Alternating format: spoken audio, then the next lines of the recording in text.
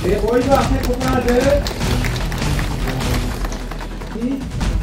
Mohammed Nazari, ex-Education Secretary, University, Bombay Delivery, ex-Post Secretary, Now Bosmatari, Public Vinendra Bosmatari, Vice President, University, Ashok Nazari, ex-cashier, Sangha.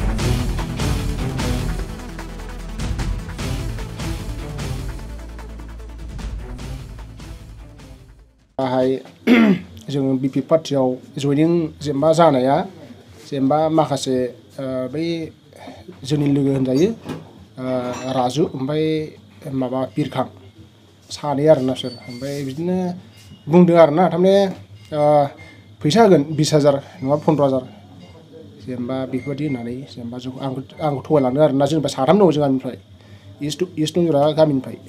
East दंजोरानिफ्राय साथाम दं ओमफ्राय जों थांबाय थांनानै गावसोर बुंदों आरोना थारमाने फैसाखौ होखाबाय होनना बुंदों होखाबाय होनानैसो जयनिं लाहैगोन माबायाव बिसमुरि इउथ अफिसाव बिपिपिआव आरोना ओमफ्राय दाना आंलाय सानदों आंथ' माबा ड्राइभार जेनेबा इ रिक्सा सालायो नालाय आं थिबाय हाखु लेंहरनायखाय थाब फैदों आरोना ओमफ्राय फैनानै दाना आंखौ लांफैयो बिसोर गारिजों लानानै थांनानै दाना बिसमुरि इउथ अफिसाव हाबबाय आरो हाबनानै एसे रायलायदों बाहाय रायलायदों एसे ओमफ्राय रायलायनानै बिदिनो दसे थानानै जोंखौ माबा बिदिनो थगायनाय बायदि जानानै जोंखौ माबा सोदों आरोना जयनिं खालामहोदों बेबायदि ओमफ्राय फैसाखौ बुंदोंमोन आरोना थारमाने जों फैसाखौ जेनेबा नेदोंमोन एसे नेनायालाय जेनेबा जयनिं जाबाय हिसाबै नेदोंमोन एसे थारमाने फैसाखौ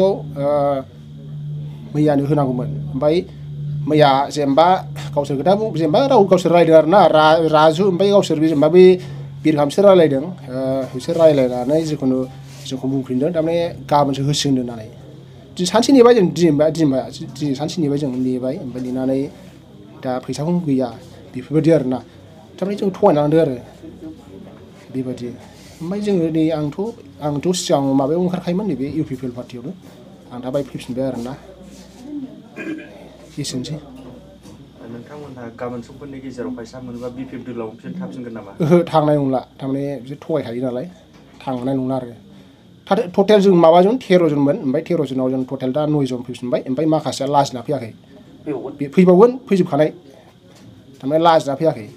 दा मिडियायाव नुजाबाय थाला होनना मैया नुजादों नालाय मिडियायाव दा नुजाथ'ला होनना बुंदों आरो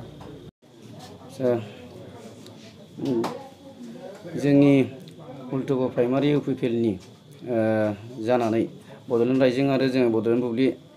नोंथांमोननि मिडियाखौ जों साबायखर बावबाय बे समाव माने मैया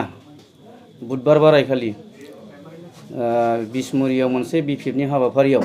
जोंनि इउपिपिएल दोलोखौ मोजां मोनग्रा सोद्रोमा बिथांमोनहा सोरनिबा फानफावदायनाय माने फुस्लायनाय बे फुस्लायनायजों बिथांमोनहा थांफ्लांदों बा जयनिं जाहैफ्लांदों बे खोथाखौ लानानै दिनै जोङो नोंथांमोनखौ हांख्रायनाय जादों दा बे समाव जोंनि हुल्टुगाव प्राइमारिनिफ्राय 13 सा थांदों होननानै जोङो मिथिनो मोन्दों दा आरो जोंनाव नैबे फंबायमोनहा 9 जन जोंजों फैफिनबाय आरो जोङो गोसो गोथारै जोंनि इउपिपिएल दलाव बिथांमोनखौ जों दुंब्रुदै बरायनानै लाफिनबाय आरो जोंनिनो बिदा फंबाय होननानै जोङो मावबाय थागोन होननानै बिथांमोना जोंखौ ज' मावलांबाय थागोन होननानै बिथांमोना फोरमायदों बुहुलाव जों थांफ्लांदों सोरनिबा फुस्लायनायाव थांफ्लांदों जोंनो माबा मोनसे लब दिन्थिनानै जोंखौ लांदों होननानै बुंदों आरो जाय बिथांमोना लांदों बिथांमोनखौबो एसे सोंखारिदों बिथांमोना जोंखौ मिथिया हसिया खिन्थाया हसिया जोंनो माबा मोनसे होगोन होननानै बा एमजि रेगानि खामानि दंमोन ज' सावरायलायगोन बा बबेबा आनसलिक अफिसाव थांगोन होननानैसो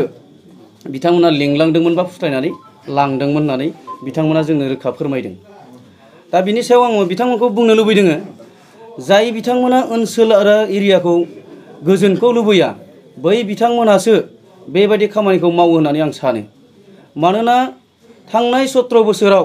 जोंनि ओनसोला बुलाय सोलाय दानलाय सुलायजों भुगिनांनाय ओनसोल दा जोङो थांनाय 2020नि 27 जानुवारियाव बेयाव एकर्ड बर' जोंनि पिस एकर्डजों लोगोसे जोंनि नैबे ओनसोलाबो मोजां थासारियाव फैबाय, गोजोन थासारियाव फैबाय। बे हिसाबै जों बिथांमोनखौ जेब्लायबो गोजोन लामाजों आगान सुरनायखौ जों लुबैयो आरो बिथांमोनहाबो दिनै जों मोनथिया हास्लाबा थांफ्लांनायाव जोंखौ खेमा होयोबा गोरोन्थिखौ निमाहा होयो होननानै जोंनि सिगाङाव बुंदों। बिनि थाखाय आं बिथांमोनखौ आं हुलथुगाव प्राइमारि इउपिपिएलनि आफादगिरि जानानै आं बिथांमोनखौ खेमा आरो निमाहा होनानै आंनि हुलथुगाव प्राइमारि इउपिपिएलनि हान्जायाव बिथांमोनखौ आं दुंब्रुदै बरायनानै दिनैनिफ्राय खामानि मावनायाव लांफाबाय थागोन आरो लाफाबाय थागोन, सुख दुखजों सावरायलायबाय थागोन होननानै आं फोरमायनाय जाबाय।